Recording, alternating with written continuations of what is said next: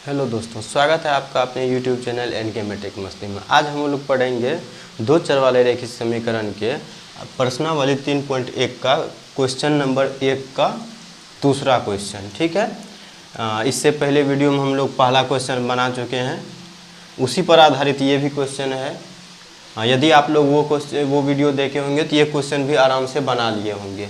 जो नहीं बनाए होंगे वो आज देख लीजिए किस तरह से बनेगा। तो इसमें देखिए हम लोग को क्या दिया हुआ है। तो क्वेश्चन आप लोग अच्छा से पढ़िएगा तो आराम से उसका, इसमें सिर्फ है क्या, आपका इक्वेशन यदि निकल जाए, समीकरण यदि दो ठो निकल जाए तो उससे आपका आंसर निकल जाएगा। तो देखिए समीकरण किस तरह से हम इसमें से निकालेंगे। इसमें आपको दिया हुआ है कि 5 पेंसिल, ठीक है, 5 पेंसिल तथा 7 कलमों का मूल्य कितना रुपया है। कुल मूल्य दिया हुआ है 50 रुपया। कहने का मतलब 5 पेंसिल और 7 कलम का जो मूल्य है वो दोनों को जोड़ करके हमको 50 रुपया हो रहा है। जबकि 7 पेंसिल तथा 5 कलमों का कुल मूल्य 46 रुपया। जबकि 7 पेंसिल यदि हम खरीदते हैं और 5 कलम खरीदते हैं तब उसका टोटल मूल्य कितना हो जाता है, 46 रुपया हो जाता है। एक पेंसिल का मूल्य तथा एक कलम का मूल्य ज्ञात कीजिए। हम लोग को निकालना क्या है, तो एक पेंसिल का मूल्य निकालना है और एक कलम का मूल्य निकालना है। तो हम लोग मान लेते हैं कि पेंसिल का मूल्य जो है, दोनों का मूल्य मान लेंगे कि पेंसिल का मूल्य कुछ है और कलम का मूल्य। तो यहाँ पर हम लोग पहले मानेंगे, माना कि पेंसिल का मूल्य कितना, x रुपया है। ठीक है, क्या मान लिए कि पेंसिल का मूल्य x रुपया है तथा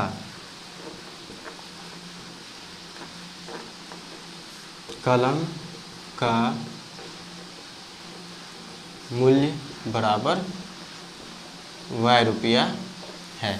ठीक है, इतना हम लोग मान लिए। अब हम लोग को पहला कंडीशन क्या है कि 5 पेंसिल तथा 7 कलमों का मूल्य 50 रुपया है। एक इक्वेशन यहाँ से निकलेगा, इतना ठो से हम लोग का, इतना ठो से क्या होगा, एक इक्वेशन निकल रहा है। क्या कि देखिए 5 पेंसिल, तो एक पेंसिल का मूल्य यदि हम 1 रुपया कहेंगे तो आप ही लोग बताइए 5 पेंसिल का मूल्य कितना हो जाएगा, तो 5 रुपया हो जाएगा। यानी कि हम लोग क्या करेंगे कि जितना संख्या में कोई सामान है और एक सामान का मूल्य जितना रुपया, दोनों से गुना कर देते हैं तो टोटल हमको क्या निकल जाता है, रुपया निकल जाता है। तो 5 पेंसिल का मूल्य कितना हो जाएगा, तो एक पेंसिल का मूल्य x रुपया, तो 5 पेंसिल का मूल्य 5x हो जाएगा। ठीक है, और 7 कलमों का, तो 7 कलम, एक कलम का मूल्य यदि y रुपया है तो 7 कलम का मूल्य क्या हो जाएगा, 7x हो जाएगा। तो यानी कि प्लस 7y। ये प्लस क्यों किए, क्योंकि कुल मूल्य हमको दिया हुआ, यानी कि 5x, यानी कि ये हो गया पेंसिल का मूल्य, 7y तो ये हो गया कलम, टोटल कलम का, 7 कलम का मूल्य। ये दोनों मिला करके हमको कितना दिया हुआ है, 50 दिया हुआ है। ठीक है, ये आपका पहला इक्वेशन निकल गया। अब दूसरा इक्वेशन हम लोगों को कहाँ से निकलेगा, तो अब यहाँ देखिए कहता है 7 पेंसिल, जबकि 7 पेंसिल तथा 5 कलम का कुल मूल्य 46 रुपया। अब क्या किया, इसको उल्टा कर दिया है, 7 पेंसिल ले रहा है और 5 कलम ले रहा है। तो हम क्या करेंगे, 7x प्लस 5y। क्यों, क्योंकि हम लोग पेंसिल का मूल्य क्या माने हैं, पेंसिल का मूल्य x रुपया, तो 7 पेंसिल का मूल्य तो 7x, एक पेंसिल का मूल्य x रुपया तो 7 पेंसिल का मूल्य 7x। उसी तरह से फिर कलम का मूल्य 5 कलम, तो एक कलम का मूल्य कितना रुपया, y रुपया, तो 5 कलम का मूल्य 5y। ये आपका कितना दिया हुआ है, टोटल 46 रुपया दिया हुआ है। ठीक है, ये समीकरण 2 हो गया आपका। इस तरह से हम लोग जब समीकरण निकालिए तो इसके आगे हल करने में कोई दिक्कत नहीं होगा। ठीक है, तो किस तरह से हल करेंगे हम लोग, तो इसको सबसे पहले हम लोग बराबर करेंगे, या तो x को बराबर करना पड़ेगा या तो y को बराबर करना पड़ेगा। ठीक है, तो इसको हम लोग निकाल के देखते हैं। तो हम लोग क्या करते हैं, y को बराबर कर लेते हैं। तो y को बराबर करने के लिए क्या करना पड़ेगा, इसमें 5 से गुना करना पड़ेगा, इसमें 7 से, यानी y के गुणज से ऊपर नीचे गुना करेंगे। इसमें गुना करेंगे इसके गुणज से 5 से, और इसको इससे करेंगे 7 से। तो जब 5 से करेंगे तो 5 25x प्लस 5 7 35y बराबर 5 25। फिर इससे गुना करेंगे तो 7 7 49x प्लस, और ये 7 5 35y बराबर, ये 7 6 42 और 7 चौक 28 4 32। ठीक है, अब इसको घटाने पर क्या हो जाता है, ये चिन्ह बदल जाता है।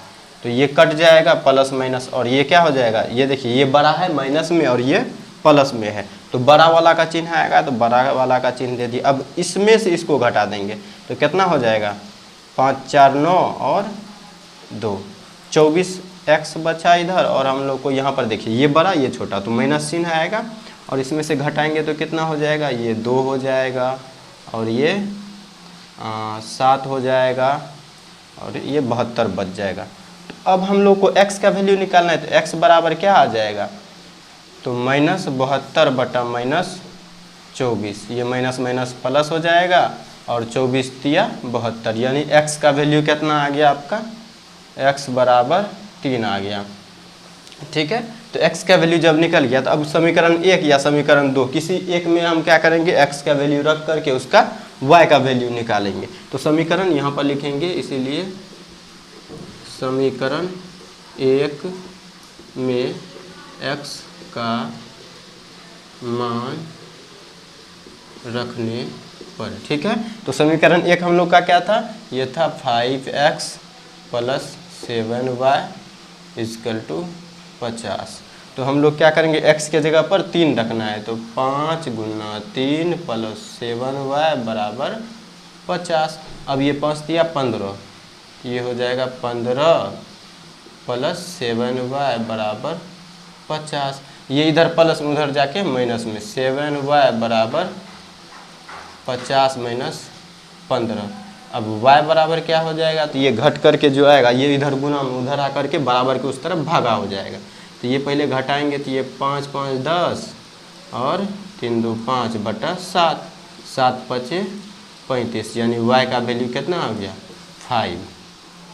तो इस तरह से हम लोग देख लिए कि यदि समीकरण आ जा रहा है तो हम लोग आराम से x y का वैल्यू निकाल लिए, जो कि एक पेंसिल का और एक कलम का मूल्य है। तो इस तरह से जब x y का वैल्यू आ गया तो हम लोग क्या लिख सकते हैं कि एक पेंसिल यहाँ पर लिख लेंगे, अतः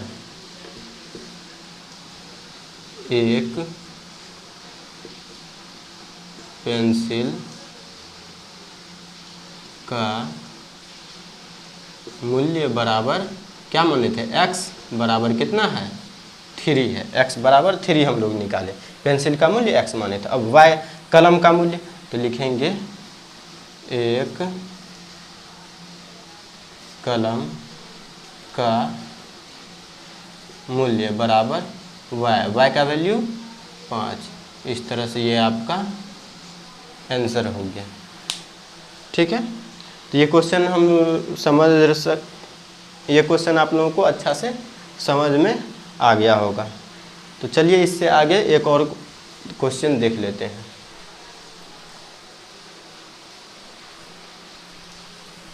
तो इस तरह से हम लोग का x और y का वैल्यू आ गया। तो उम्मीद करते हैं कि आप लोग इस क्वेश्चन को अच्छे से समझे होंगे। यदि आप लोगों को वीडियो देखने में अच्छा लगता हो और क्वेश्चन समझ में आता हो तो अपने दोस्तों को शेयर ज़रूर करें और मेरे चैनल को सब्सक्राइब ज़रूर करें।